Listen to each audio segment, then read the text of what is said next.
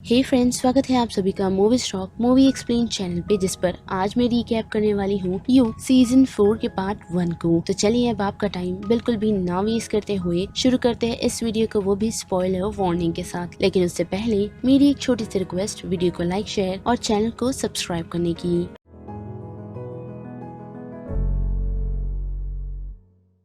तो सीजन 4 की शुरुआत हमें पेरिस से दिखाई जाती है, जहां हम देख सकते हैं कि जो को फाइनली 2 हफ्तों की सर्च के बाद मैरियन मिल चुकी है, जो उससे बात करने में इंटरेस्टेड नहीं, क्योंकि मैरियन को इतना तो समझ आ गया है कि जो एक मर्डरर है, पर जो जेन्युइनली मैरियन से बात करना चाह रहा था। पर अब वो उसे बातचीत नहीं करता, बल्कि उसे ये कहता है कि वो मैरियन को गलत साबित करेगा, और इतना कहकर वो वहाँ से निकल जाता है। जिसके बाद उसकी मुलाकात एलियट नाम के एक शख्स से होती है, जिसे क्वीन फैमिली ने जो को मारने के लिए और उसे ढूंढने के लिए हायर किया था। लेकिन हम ऐसा मानकर चल सकते हैं कि ये जो का एक लकी डे है, क्योंकि एलियट का मूड नहीं कि वो और लोगों को मारे, जिस कारण वो जो को एक आइडेंटिटी प्रोवाइड करता है, वो भी कुछ पैसों के बदले। पर उसी के साथ एलियट की ये शर्त है कि उसे यानी कि जो को पहचानने वाला अभी सिर्फ एक ही इंसान जिंदा है, जो और कोई नहीं बल्कि मैरियन है। यानी कि एलियट अपने शब्दों में मैरियन को खत्म करने के लिए कह रहा है, जिस कारण दूसरे दिन जो मैरियन को मारने के लिए तो पहुंचता है, लेकिन वो उसके नेकलेस को चुराकर एलियट को पिक भेज देता है, उसे यही धोखे में रखते हुए कि उसने मैरियन को मार दिया। जिसके बाद हम देख सकते हैं कि जोनाथन यानी कि जो अब लंदन में पहुंच चुका है, जहां उसने अपनी एक न्यू आइडेंटिटी के साथ साथ एक नया जॉब भी स्टार्ट कर दिया है, जो जॉब एक प्रोफेसर का है, जिस लाइफ को जोनाथन यानी कि जो काफी इंजॉय भी कर रहा है। लेकिन उसी के साथ उसके सामने उसकी एक प्रॉब्लम है, जो उसी के साथ पढ़ाने वाला एक प्रोफेसर है, जिसका नाम मैल्कम है, जिसे खास जोनाथन पसंद नहीं करता।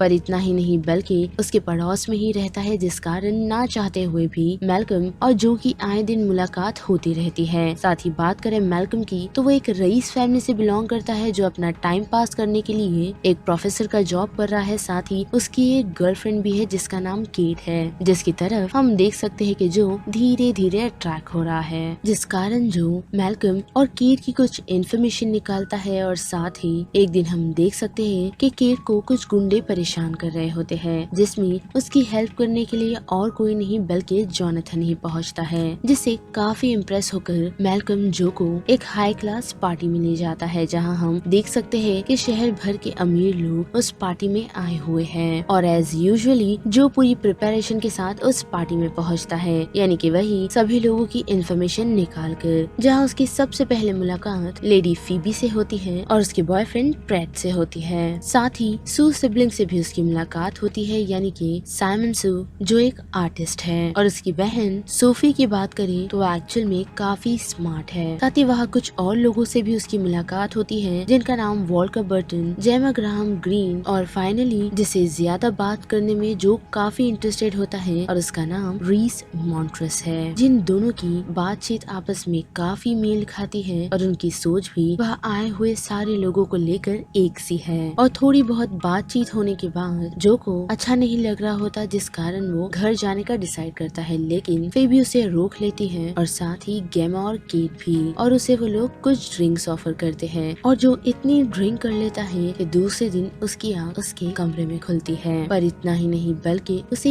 ये भी याद नहीं कि कल रात वो किसके साथ और कब घर लौटा। पर इतना ही नहीं बल्कि उसके सामने अब एक और मुसीबत पड़ी हुई है। जी हाँ, जो के सामने मैल्कम की डेड बॉडी है, जिसकी डेड बॉडी को देख जो ये सोच लेता है कि उसने नशे की हालत में मैल्कम को मार दिया है, जिसकी बॉडी को ठिकाने लगाने का काम भी अब जो को ही करना है, जिसकी तैयारी में वो लग जाता है। पर इतना ही नहीं बल्कि वो ये भी नोटिस करता है कि केट की बातचीत कुछ पुलिस वालों से हो रही है, वो भी उस चोरी की रात को लेकर, जिस कारण जो और सतर्क हो जाता है और अपने काम को जल्द से जल्द अंजाम देने का सोचता है, वो भी मैल्कम की बॉडी को पीसेस में कट कर उसे रिवर में फेंक कर। जिसके बाद जो की मुलाकात रीस से होती है, जो उसे बातचीत में काफी कंफर्ट महसूस करवाता है, जिसे जो को ये रिलीफ महसूस होता है कि वो फाइनली एक न्यू लाइफ स्टार्ट कर सकता है। और ऐसे ही वो वापस यूनिवर्सिटी जाता है, जहाँ उसकी मुलाकात केट से होती है, जो उसे पहले तो मैल्कम के बारे में पूछती है, जिसे जो साफ साफ यही झुठला देता है कि उसकी मुलाकात मैल्कम से हुई ही नहीं। पर इतना ही नहीं बल्कि जाते जाते जाते केट जो को ये बताती है कि फीबी ने उसे एक पार्टी पर इनवाइट किया है, पर रात के वक्त जो ये नोटिस करता है कि उसे कोई अननोन शख्स मैसेज कर रहा है, जिससे उसे ये तो कंफर्म हो जाता है कि उसने मैल्कम को नहीं मारा, लेकिन मैल्कम को मारने वाले शख्स को ये पता है कि जो कोई आम सा इंसान नहीं है। और फिर ऐसे ही जो एक और पार्टी अटेंड करता है जो कि साइमन की है, जिसे ऑर्गेनाइज केट कर रही है, जिस पार्टी में जाकर जो चुपके से मैल्कम की कुछ चीजें पता करने में कामयाब होता है, वो भी मैल्कम की एक डायरी की मदद से,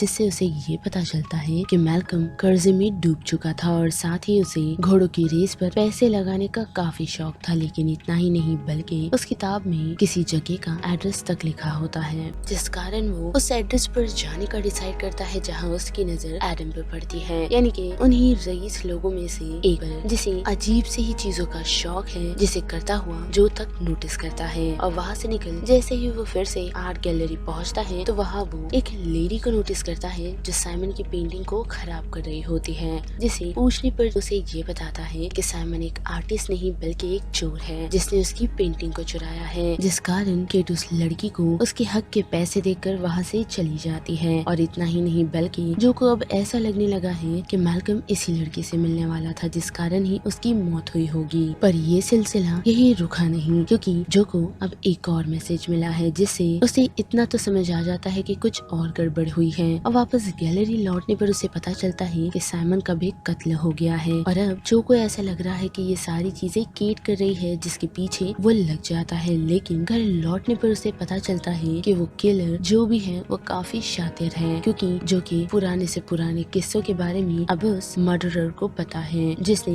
उसके पूरे हॉल की वॉल को उसके मर्डर मिस्ट्री से भर दिया है। जिसके बाद मैल्कम की बॉडी मिलने पर पुलिस जो से पूछताछ करने लगती है, जिसमें वो उसे साइमन और उसकी कर्जों के बारे में सारी बातें बता देता है। पर इतना ही नहीं बल्कि जब वो इस सिचुएशन से निकलता है तो उसकी मुलाकात नादिया से होती है, जिससे उसे ये पता चलता है कि उसका और नादिया का अफेयर चल रहा था और वो दोनों सीक्रेटली एक दूसरे को लेटर लिखा करते थे। और उस कारण वो केट से बातचीत बढ़ाने की कोशिश करता है, जिसमें वो कामयाब भी होता है। और उसी के साथ उसे केट के घर से नादिया का काफी सारा लेटर भी मिल जाता है। लेकिन केट उसे पकड़ लेती है और ना चाहते हुए भी जो को उसे ये बताना पड़ता है कि कोई उनके फ्रेंड्स के ग्रुप के पीछे पड़ा हुआ है, यानी कि अमीर लोगों के पीछे, जिस कारण ही वो केट और सभी लोगों का साथ देना चाहता है। जिसमें केट मान तो जाती है, लेकिन अब ये बात उस किलर तक भी पहुंच चुकी है, जिससे जो का शक और काफी गहरा हो गया है कि वो किलर केट हो सकती है, जिसका पीछा करने पर उसी साइमन का एक गार्ड पकड़ लेता है, जिस कारण जो उस गार्ड को भी मार ठिकाने लगा देता है। और फिर वो फिर से एक पार्टी में पहुंचता है, जहां उसे फीबी बताती है कि सभी लोग एक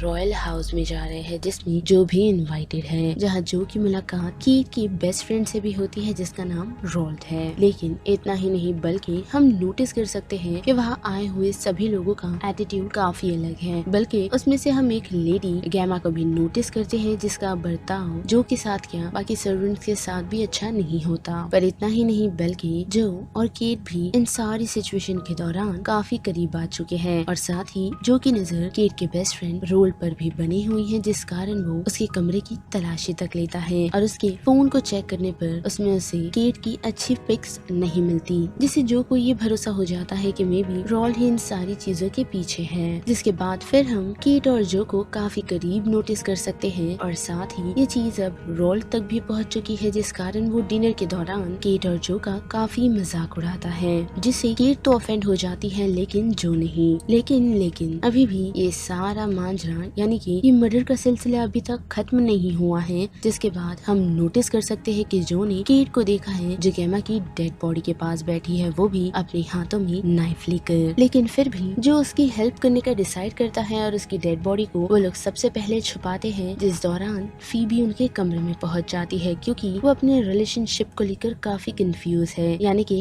एडम को लेकर। और उसे वहाँ से हटाने के चक्कर में जो उसे एडम की सच्चाई के बारे में बता देता है कि उसे सर्वेंट्स के साथ अजीब अजीब चीजें करने का शौक है, जिस कारण फेबी वहाँ से निकल सीधा एडम के पास आकर उसे ये बताती है कि उसे उसके बारे में सब कुछ पता है, जिसके साथ साथ वो उसके डिजायर को पूरा करने के लिए भी तैयार है। लेकिन वो एडम क्या फेबी से भी नहीं होता, जिस कारण वो दोनों अपने रिलेशनशिप को खत्म कर देते हैं। जिसके बाद फिर से बड़ी जो और केट की तरफ तो वो दोनों गेमा की बॉडी को ठिकाने तो लगा लेते हैं, लेकिन अब केट इस चीज को लेकर काफी परेशान है कि जो बॉडी छुपाने में इतना माहिर कैसे है, जिस कारण अब उसे जो पर भरोसा नहीं। लेकिन हम देख सकते हैं कि जो बड़े ही प्यार से और बड़े ही मैनिपुलेटिंग तरीके से खुद को उसके सामने इनोसेंट साबित करता है, वो भी अपने पास्ट को बताते हुए कि किस तरह वो एक अमीर लड़की के प्यार में फंस गया, जिस कारण उसे अपना बच्चा गंवाना पड़ा। पर इतना ही नहीं, बल्कि वो उसे मैल्कम की बॉडी की सच्चाई के बारे में तक बता देता है, जिसके बाद केट थोड़ी शांत होती है और वो दोनों जब वापस घर के अंदर लौटते हैं तो केट को ये याद आता है कि उसके हाथ में उसका ब्रेसलेट नहीं, यानी कि वो गेमा की डेड बॉडी के पास है, जिस कारण जो उस सिचुएशन से निकल वापस गेमा की डेड बॉडी के पास पहुंचता है ताकि वो उसका यानी कि केट का ब्रेसलेट ले आए। लेकिन होता वहाँ उल्टा है, क्योंकि रोल्स ऑलरेडी गेमा की डेड बॉडी के पास मौजूद होता है और वो सभी के सामने जो को एक किलर बता देता है, जिसकी बातों पर ऑलमोस्ट सभी लोगों को भरोसा है। पर अब रोल्स उसे मारना नहीं बल्कि उसका हंट करना चाहता है, जिस कारण वो जो को भागने का मौका देता है और खुद भी